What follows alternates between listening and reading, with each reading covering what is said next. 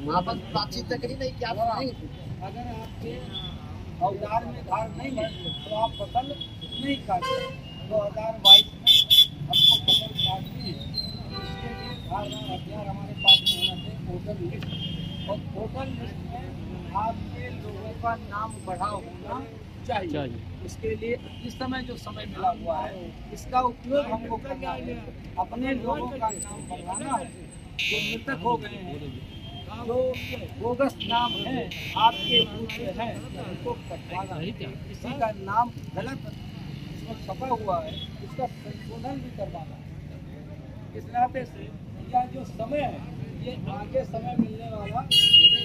इस समय का उपयोग करते हुए हमको नाम बढ़वाने की जरूरत है, अपनी सदस्य संख्या बढ़ाने की जरूरत है। इसके लिए साल नंबर पता है सबको, उसको देना। अब आप ये कहेंगे यह जरूरी क्यों, इसको करना क्यों? चुनाव बहुत आते हैं, चुनाव बहुत आएंगे और चुनाव पिछले बहुत हो भी गए। इस चुनाव में सरकारें बनती हैं, चली जाती है, लेकिन समाज के ऊपर, देश के ऊपर फर्क नहीं पड़ता। कुछ ही चुनाव होते हैं जो युगांतकारी होते हैं, जो युग परिवर्तनकारी होते हैं। 2022 का चुनाव जो है वह युग क्रांतिकारी वाला युगांतकारी है। यह युग के ऊपर, आज के समय के ऊपर, देश के भविष्य के ऊपर प्रभाव डालने वाला है। यह 2022 का चुनाव इस नाते से महत्वपूर्ण है।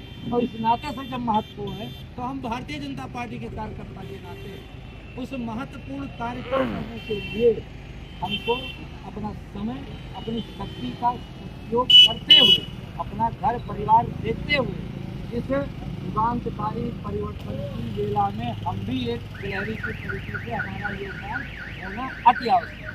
अब आप ये कहेंगे ये युगांतकारी की आप देखेंगे 2017 सालों से लेकर 2014 तक इस देश का जो विकास हुआ, देश का ढांचा बनाया गया, इस देश के अंदर जो भी व्यवस्थाएं, जनमानस जो भी मानसिकता जो कर दिया गया, हमारी देश की परंपरा, की सुगंध नहीं आता।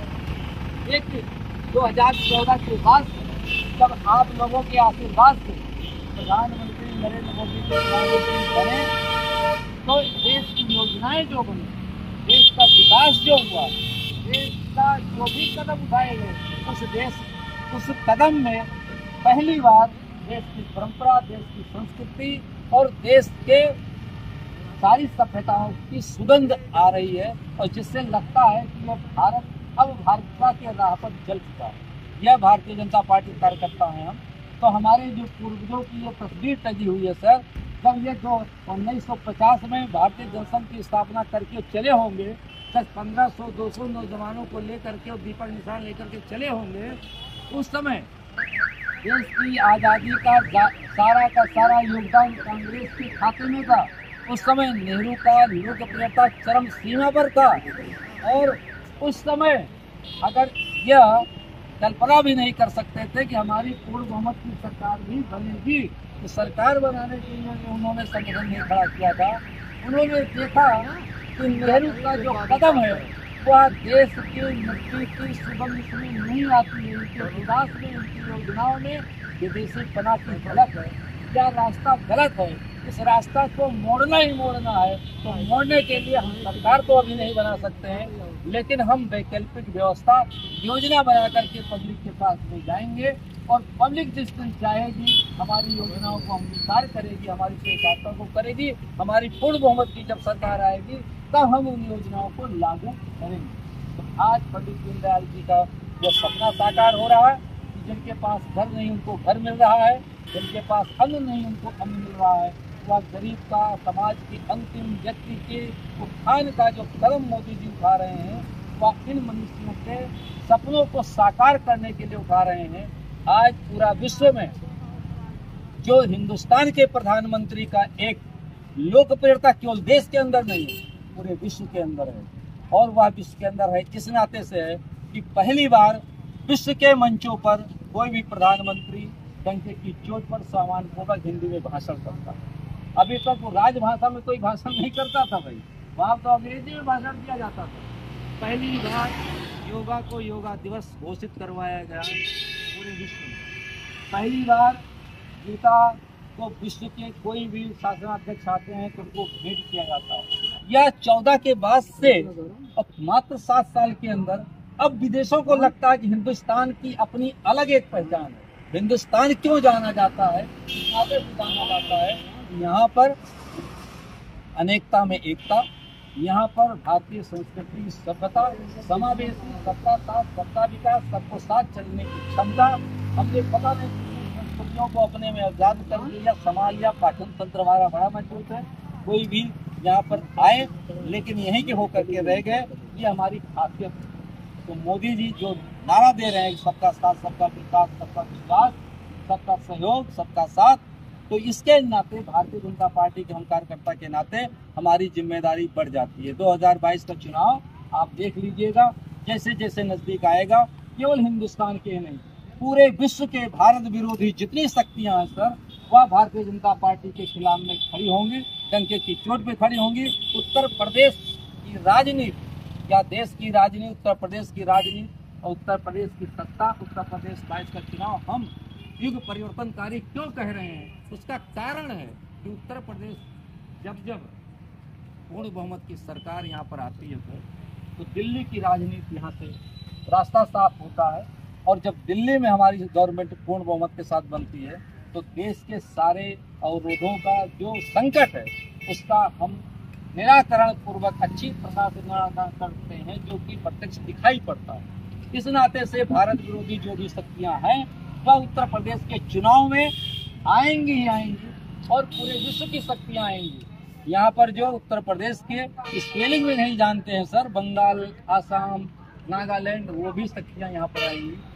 अब ऐसे माहौल में विरोधी का कदम क्या रहेगा? विरोधी का कदम रहेगा कि हम इस विधानसभा के चुनाव को विधानसभा के राजनीतिक जातीय मुद्दों पर हम करें। हमारा कदम क्या होगा?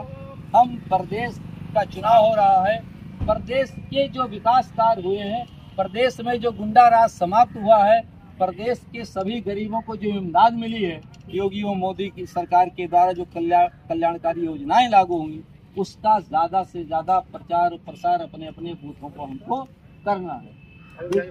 विरोधी पार्टी इस इलेक्शन को जातवाद में लेकर के जाएगी, तो जातवाद में जब लेकर के जाएगी, हम राष्ट्रवादी विचारधारा के लोग हैं, तब हमको नुकसान होगा। हमको अपने ही मैदान पर इस लड़ाई को लड़ना है। इस नाते से हम लोगों की छोटी मोटी जो भी शिकायतें हों, वह शिकायतें अब 2022 के चुनाव में अलग होना चाहिए। तो इस नाते से कि इस चुनाव से केवल या एक मुख्यमंत्री या एक विधायक पट्टी का चुनने का या हार या जीत का सवाल नहीं।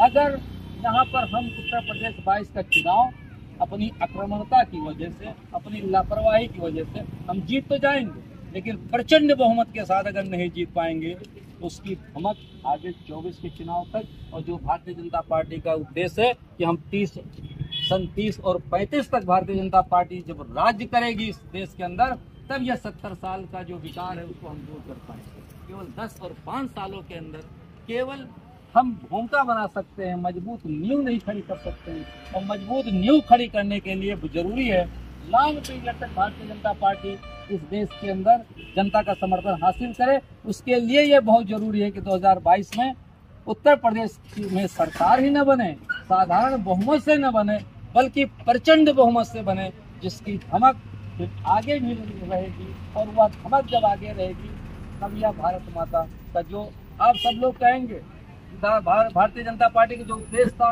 वो करीब करीब पूरा होता चला जा रहा है। 370 समाप्त, 35 से समाप्त, राम जन्मभूमि मंदिर का रास्ता साफ, सब कुछ हो गया सर। लेकिन अब कहेंगे कि अब तो कुछ बाकी नहीं है, बाकी है भारत माता को विश्व गुरु के सिंहासन को बिठाना बाकी है, भारत माता को विश्व गुरु बनाना बाकी है। तो सब हमारे पूर्वजों ने देखा है वह अभी बाकी है, केवल हम कदम भर चले हैं, और वह तब होगा जब हम 23 सालों तक इस प्रदेश में, इस देश में भारतीय जनता पार्टी की सरकार को बनाएंगे। ऐसी सरकार रहेगी जो भारत की संस्कृति और सभ्यता से को तिरस्कार के भाव से नहीं, सम्मान के भाव से स्थापित करेगी। हमको ऐसा मुख्यमंत्री, ऐसा प्रधानमंत्री चाहिए जो भारत और भारतीयता के अंदर गर्व करे, उसकी सभ्यताओं के लिए गर्व करे, शर्मिंदा ना हो। तो वह यह जो माहौल आया हुआ है, पहली बार माहौल जो आया है 7 सालों के अंदर जो आया है, यह डिगने पाए, रुकने ना पाए हमारी आक्रामकता की वजह से, हमारी छोटी मोटी मतभेदों की वजह से, हमारी अपनी वजह से, हमारे अपने खुन्नस की वजह से। अब खुन्नस दूर, अब हमको करना है भारत माता के विश्व के सिंहासन पर बिठाना है, विश्व गुरु बनाना है। तो अपने बूथ पर भारतीय जनता पार्टी को मजबूत करना है। हम कई बार कह चुके हैं कि भारत का भविष्य भारतीय जनता पार्टी के भविष्य से जुड़ा हुआ है, इसको आप मानिए। क्यों कि आप देख रहे हैं कि जब भाजपा कमजोर रहती है तो यह भारत कमजोर रहता है सर।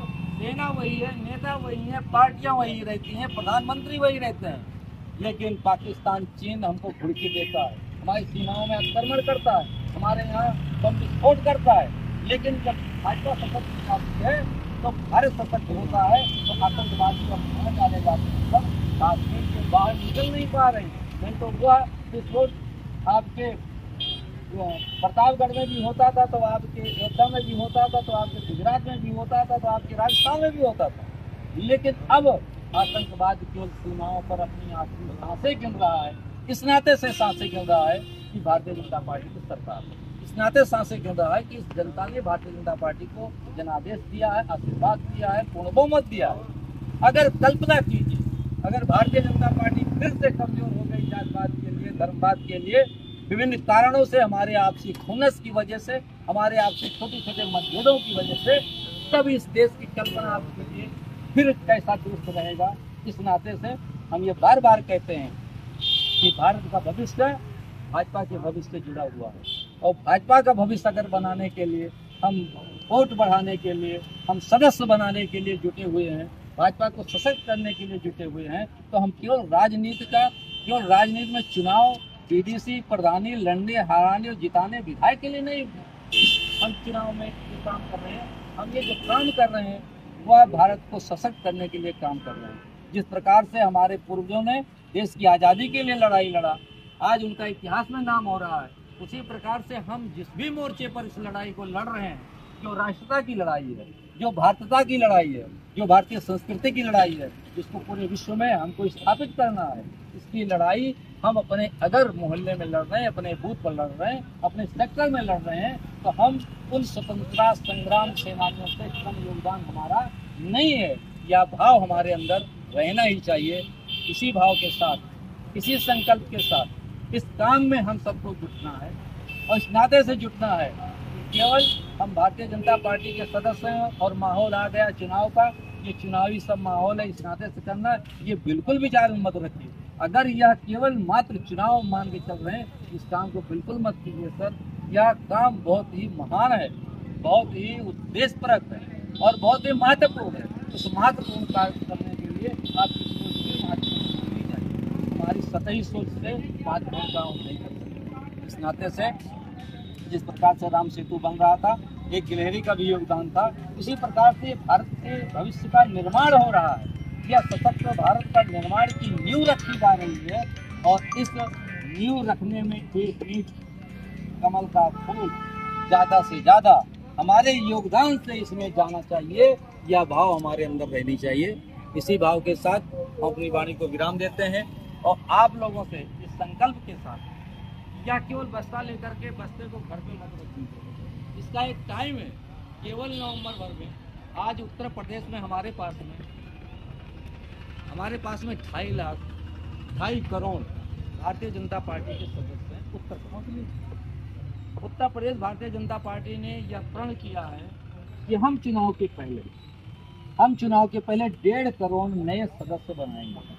वो 1.5 करोड़ नए सदस्य हम आप लोगों के सहयोग से, अब तक जो 29 तारीख से लॉन्च हुआ 29 अक्टूबर से, और आज कल की जो अमित शाह जी की बैठक थी, उसमें हम लोगों को बताया गया कि 30 लाख सदस्य उत्तर प्रदेश में बन चुके। कल की डेट तक हमको 1.5 करोड़ सदस्य बनाने, 1.5 करोड़ सदस्य बना जाएंगे। 2.5 में जोड़ दीजिए कितने करोड़ हो जाता है, 4 करोड़। हमको पिछली विधानसभा 17 के चुनाव में तो 4 करोड़ समथिंग वोट मिला था। हमारा उद्देश्य ये है कि 4 करोड़ जितना जितने भर को हमको मिला था पिछली बार, उतने हमारे सदस्य केवल हमारे सदस्य पर भारतीय जनता पार्टी को वोट दे देंगे। बाकी जो माहौल है, राम जन्मभूमि फलाना धमाका, ये वो आतंकवाद की लड़ाई, ये एक्स्ट्रा हो जाएगा। हमारे अपने घर वाले अगर वोट दे दें जो भारतीय जनता पार्टी के मेंबर हैं, तो हम तो साधारण बहुमत से जीत रहे हैं। और प्रचंड बहुमत ये जुड़ेगा, प्रचंड बहुमत ये हमारा राष्ट्रवाद का माहौल जुड़ेगा। हम प्रचंड बहुमत से जीतने के कागार पर खड़े, बशर्ते हम अपने मोर्चे में मत दें। बाहरी लोग तो वोट देने के लिए तैयार बैठे हैं। अब सभी लोग देख रहे हो 2 साल से कोरोना की महामारी के बाद से पूरा देश ग्रस्त था, लेकिन मोदी जी की दूरदर्शिता की वजह से सर यहाँ पर कुछ भी नहीं था। यहाँ पर ना टीका था, ना वैक्सीन था, लेकिन आज विश्व में अग्रणी केवल मोदी जी की नीति।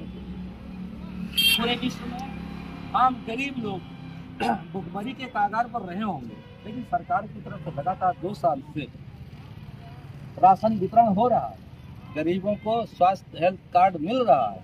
ये सारी वो गरीब जो चट्टी चौराहे पर भाषणबाजी नहीं देता, न सुनता, न चाय के कुल्हड़ के साथ में बहसबाजी करता, वह पहले भी साइलेंट वोट देता रहा है, आज भी साइलेंट वोट देता रहा। पहले वो किसी को देता था, लेकिन आज की डेट में भारतीय जनता पार्टी का थोक वोट बना हुआ, वह गरीब का वोट हमको मिल रहा है।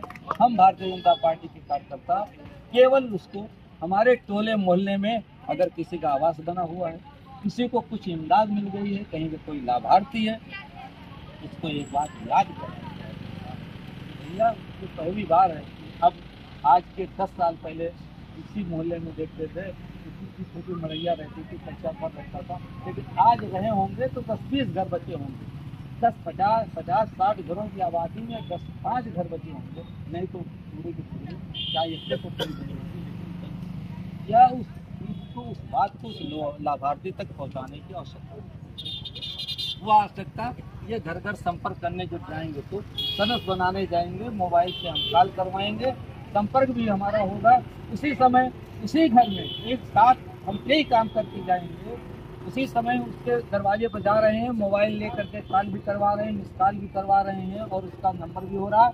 उसी समय वोटर लिस्ट रहेगी, भैया आपके घर में नई बहू आई हुई है, बच्चे 18 साल के हो गए हैं, कौन है हमारे पास, बाद में घर भरता चला जाएगा और सदस्य भी बनते चले जाएंगे, दोनों काम साथ साथ होता चलेगा। हमारे जो सिस्टम के, जो संगठन के पदाधिकारी हैं, शक्ति केंद्र प्रमुख हैं, प्रभारी हैं, उनसे निवेदन है, यह निवेदन किया गया था पन्ना प्रमुख होटल लिस्ट हम नहीं आ गई है, फिर एक बार देख लीजिएगा। जिस पन्ने का पन्ना प्रमुख है सर, वह उसका नाम वहाँ पर जुड़ा रहना चाहिए, नहीं तो वो प्रदेश से कट जाएगा। वो ये भी अपेक्षा है कि हमको 100% नहीं करवाना है, कार्ड का 100% हमको नहीं चाहिए। एक बूथ पर 30 पन्ने हैं, अगर 30 पन्ने में 15 पन्ने में भारतीय जनता पार्टी का वर्कर है, भारतीय जनता पार्टी का समर्थक है, उसका नाम दीजिए। अगर वहाँ पर 5 पन्ने में नहीं है तो फर्जी नाम मत दीजिए। उस पन्ने में अगर कोई नहीं है तो मत दीजिए। क्या भारतीय जनता पार्टी जानना चाहती है हमारी एक्चुअल में पोजीशन क्या है? हम फ्रॉड करके 100% नंबर देने के लिए हम गलत रिपोर्टिंग करें या 300 के अपराध के नहीं होगा। इस नाते से जितना काम हो, 10% हो, 20% हो, 40% हो, वो प्रेस अंधेरे में संगठन नहीं रहना चाहिए। अंधेरे में आप रखें भी ना। इस नाते से यह चुनाव को पार्टी बहुत ही महत्वपूर्ण तरीके से ले रही है और एक तरफ सभी शक्तियां हैं पूरे हिंदुस्तान का विपक्ष और दूसरी तरफ केवल भारतीय जनता पार्टी। एक तरफ पाकिस्तान, जिन्ना, फलाना, धमाका, अमेरिका और रूस के बड़ाई करने वाले नेता हैं। अखिलेश यादव कहते हैं कि आज देश की आज़ादी में जिन्ना का कम महत्वपूर्ण नहीं है, लेकिन हम ये कहते हैं कि इस भारत माता का 2 टुकड़ा कराने में जिन्ना का योगदान वह हम भी भारत माता के पुत्र हैं और इस धरती पर जन्म लेने वाला जिन्ना भी भारत माता का पुत्र था। एक माँ की दो संतान, एक भारत माता को खंडित करके चला गया, और वह उसका योगदान भारत माता की आज़ादी में नहीं हो सकता है, बल्कि हत्या करवाने में, खंडित करवाने में हो सकता है। और ऐसे जिन्ना को इस देश का नेता, इस प्रदेश का नेता, जो भारतीय जनता पार्टी के विपक्ष में विकल्प के रूप में अपने को मानता है, वह ये अगर जिन्ना का पुजारी है, तो अब आप कल्पना कर लीजिए कि हमको अपना सहयोग, अपना वोट, अपना समर्थन भारत के पक्ष में रखना है या फिर जिन्ना के पक्ष में।